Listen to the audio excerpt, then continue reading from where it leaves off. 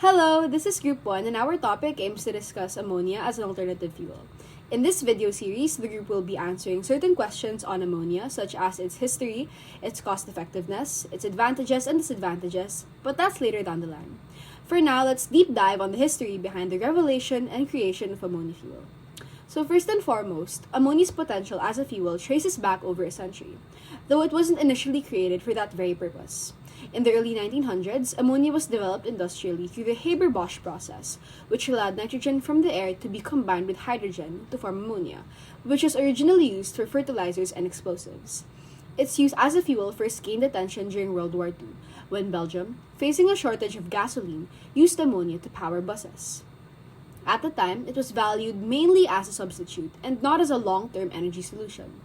Interest in ammonia as a clean fuel resurfaced in the 21st century due to the urgent need to reduce carbon emissions. Unlike traditional fossil fuels, ammonia doesn't release carbon dioxide when burned.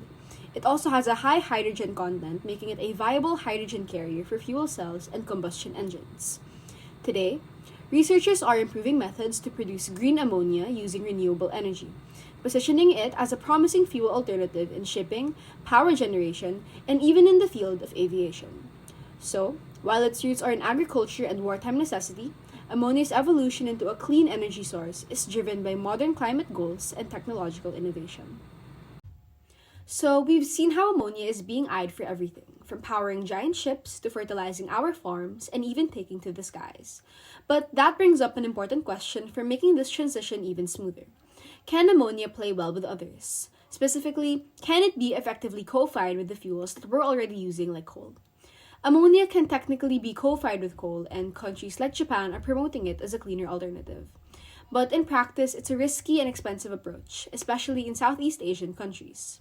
Coal-firing doesn't eliminate carbon emissions, and it depends on importing ammonia, which threatens energy security and drives up costs. Experts mention that this path could lock countries into outdated infrastructure and stranded assets. Instead, investing in domestic renewables like solar and wind offers a more affordable, secure, and truly clean energy transition for the region. Aside from Japan, South Korea and parts of Europe are also testing this method, especially for power generation and shipping. The appeal lies in ammonia's ability to store and transport hydrogen more easily, making it a flexible, carbon-free fuel. However, it's not perfect because ammonia combustion can release nitrogen oxides, which are harmful pollutants, so the technology needs further development. Still, it's a promising step towards cleaner energy.